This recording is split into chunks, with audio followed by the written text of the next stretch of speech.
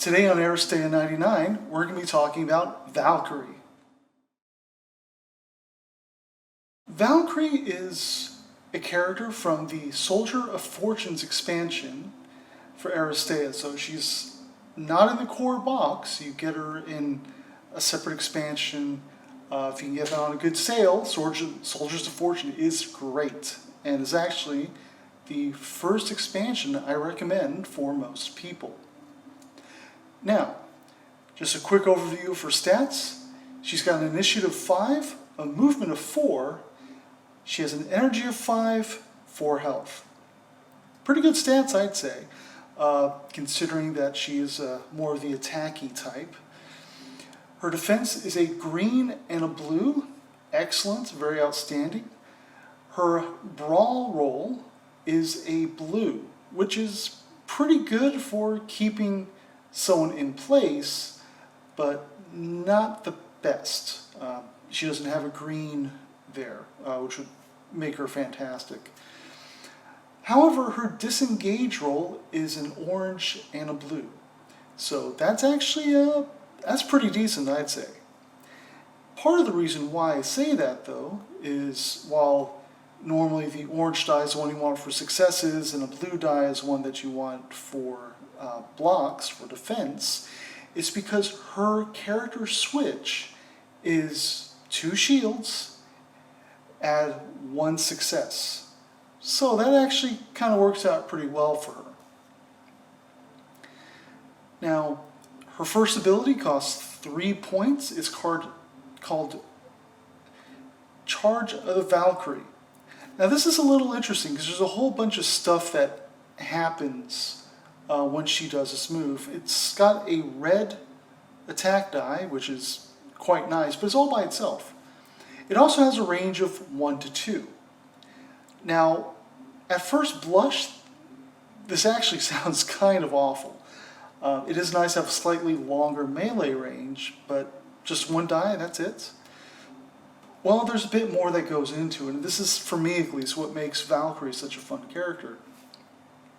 So, underneath Charge of the Valkyrie, there's going to be 3 things that all happen regardless.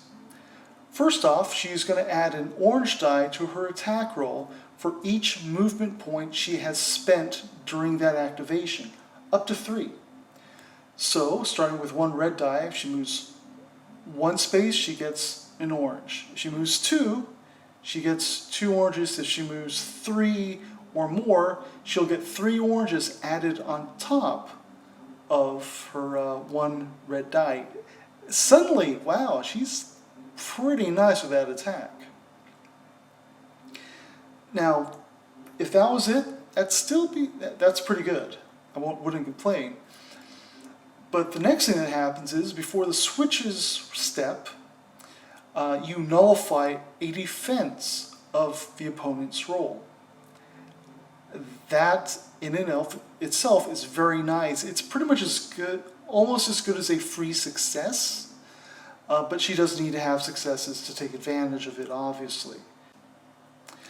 And the third thing that happens is, after resolving this attack, you may displace yourself once to a space adjacent to the target. So if you're already adjacent, well, you can displace yourself once to a space adjacent. So if you're here and they're here, you can go, up top, go just kind of anywhere around there. And same if you're 2 hexes away, you can go anywhere because it's a space. You're not moving a space towards the target, for instance. This is really nice. And so it gives you a lot of, obviously Valkyrie wants to move. And once you move, well, guess what? You can put yourself in better positioning for the next round. On top of that, with her great disengage roll, I would say it's great, she could get away from the target after that. So you got some options. The next thing is actually what I love and use the most with Valkyrie. It's a green ability. This is not an attack, and that's very important. It's called Frostbite. It's a blue and a yellow, and it's good for a range of 1/1. So basically every adjacent enemy. And if you get a success, you impose the immobilized state to every enemy within range. This is kind of where, to me at least, her real value comes in, because yes, a charge of Valkyrie is great. Yes, taking an opponent out and sending them to the bench is a great form of control. But stopping them from moving is pretty awesome as well. And some characters, such as Maximus, Hammerhead, Musashi, attacking them straight up can be dangerous or ineffective. But stopping them from moving, oh gosh, Gata. Gata would hate this. That's perfect. But this ties into her abilities, her passive abilities too. Her first one's called Benediction of Freya. You can add 1 blue die to your rolls for each adjacent immobilized enemy. So, and the nice thing here is it says your rolls. So that's disengaging, that's brawl, that's your defense, that's your offense. You could do just really a lot of hurting with this. Even with, so if you can immobilize 1 person and be next to them, that's 1 die, 2 die, 3 dice. You've got a powerful incentive right there to try and tie up as many enemies as possible. And again, this just makes her great for control, and I love control. It is something to watch out for as well if you're playing against her, simply because there is an incentive not only to go in and charge somebody from a distance because she gets extra dice, and that gives her incentive to keep moving. But when she gets there, attacking is not the only thing she can do. So you do need to be leery of that. One nice thing with this, I have never had the chance to do it, but getting somebody, going up, immobilizing 2 enemies. If you're getting 2 people, that's lucky. If you get 3, that's amazing. If you get 4, well, the dice cap is 3 of any given type of die, but still, good on you. Contender, again, which is arguably the one attack you don't normally want to use at all, would benefit from those blue dice. And when you add in her switch with those blue dice, which takes 2 blocks and converts them to 1 success, it could potentially make contenders somewhat potent. And it's one of those things that you wouldn't necessarily see coming, because you don't normally associate Valkyrie with ranged attacks, and you don't normally associate contender with danger for the most part. But the next passive ability is the one that makes her invaluable for scenario play, or just when you're going after the scoring zone, or just really in general if you just want to make sure that she's where she's supposed to be. And that is the Benediction of Thor. And any effects cannot move, they cannot place, and they cannot displace you. We've had many games where that's been a not small factor in terms of how the match plays out. It does sometimes get Valkyrie killed because, well, Benediction of Thor doesn't protect her from going to the bench. But it forces your opponents to deal with Valkyrie as opposed to something else they could be doing. So if you don't want her in the scoring zone or blocking the scoring zone, you actually have to spend time and resources to move her by sending her to the infirmary. You can't just go shoot. You can't do that. And that is fantastic. She is a staple character of mine. And while she's got some excellent tactics cards, and while Charge of the Valkyrie is great, it's those 3 things, her green ability, Frostbite, her passes, Benediction of Freya, Benediction of Thor, that really makes her into one of my favorite characters. Now for her tactics, Another reason I like her is I think she's just a great character in this regard as well. First off is Ice Wall.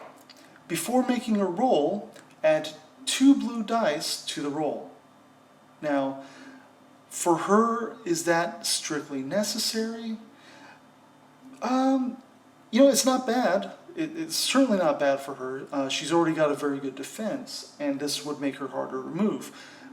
But this can be used by anybody. And that is ultimately the important thing about it, is while she's a tough character, her teammates might not be. And this is a way she can help protect them even though she's not next to them. Great card. I love these buffs that can take place at any point in the game. So very good. Highly recommended. Next up would actually be Odin's Breath. Now this is just for her. During the action step of Valkyrie's activation, gain 3 movement points. Now when you take in charge of Valkyrie, this is great because you can go ahead, move up 3 with this card without spending any energy. You can immediately Frostbite for 2 energy. You can do charge of the Valkyrie. So you would get basically a free little movement. You'll hopefully get at least 1 blue die, and then you can add hopefully at least 1 orange. So if you can get up to 3 oranges, if you can get up to 3 blues, you're living a dream. Enjoy the moment. It is fantastic, but it's only for her activation. Likewise, what you can do too is if you happen to have a character that gives you an extra energy, so for instance Gato or Musashi both have tactic cards where you add 1 energy, then you could use that and do charge the Valkyrie twice. So if you can get all 3, you'd be red, 3 orange, red, 3 orange, and that would just be really devastating. That would be just a tremendous strike right there. So next up is Valkyries Cry, another one of Valkyrie's specific cards. Actually, she's only got 1 team card really, but during the action step, inflict 2 damage to a target within 1 to 5 with line of sight, to a target that already has any wound tokens. This is great. This is it's kind of obvious. This is essentially just a way to try and get some free damage on somebody, provided they already have it. But for, say, a character with high defenses, or someone that's got a very offensively minded defense, Wild Bill, for instance, if he's damaged, he's almost out. Do you really want to attack with Valkyrie? Well, maybe you do. Maybe you don't actually, or maybe you don't actually want to move. Or maybe you're just trying to seal the deal on Maximus. He only needs 2 more wounds and he's out. This is fantastic. 2 wounds, basically uncontested, provided they already have damage, is very powerful. So this is one of those things that would, it's definitely no bait, and it should be. It really is. But that's very potent, and it's one of the cards I kind of waffle behind, kind of waffle with. It depends on how I'm feeling, what the rest of my team composition is like, whether or not I take this card.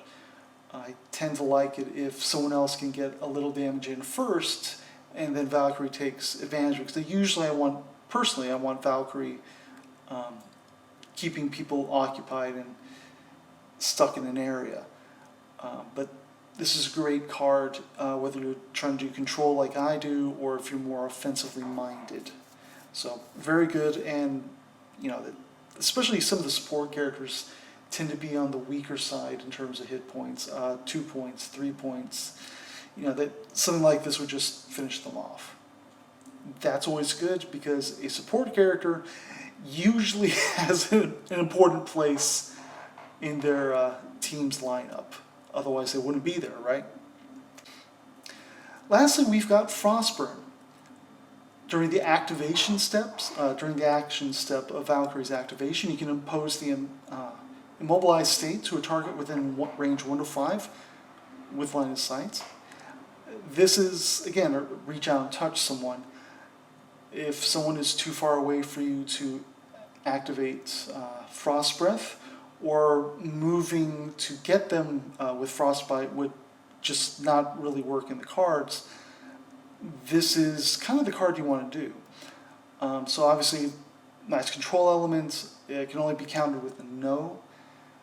And it does play around a little bit with some possible combos. So for instance, if you happen to have Odins Breath, you get 3 free movements.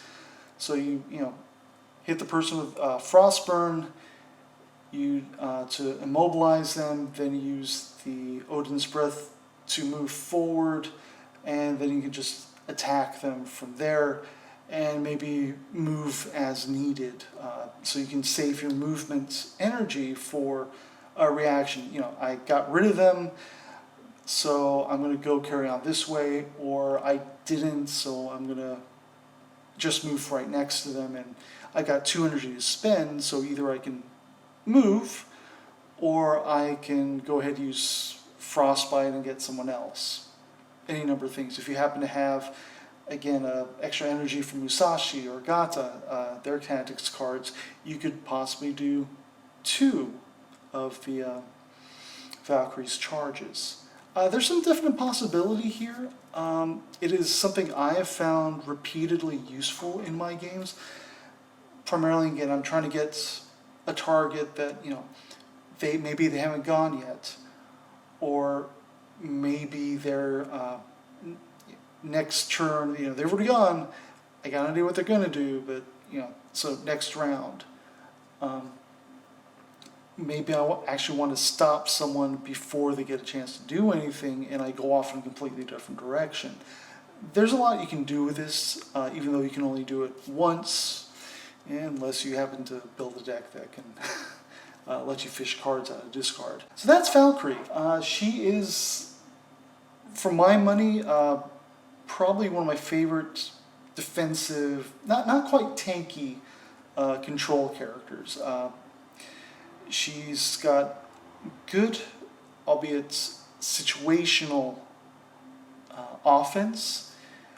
She's got reasons to go after people. She's in terms of getting extra damage or fueling her sword. So she's got 2 different ways she can get more damage, either through movement or she just freezes everyone. She can control people through just getting up to them with Charge of the Valkyrie. She uses Frostbite. That's great. I also find that Frostbite's really nice because it interacts very well with Hannibal and program strategy. But you know what? Hannibal's next week. So we'll talk to you later on. Have a wonderful, wonderful day. Go and play some more Aristeia. If you like this video, press like. Please subscribe. And if you want to hit that notification button, by all means. Until next time, this is Chikahiro from Shameless Mayhem. Have a good day.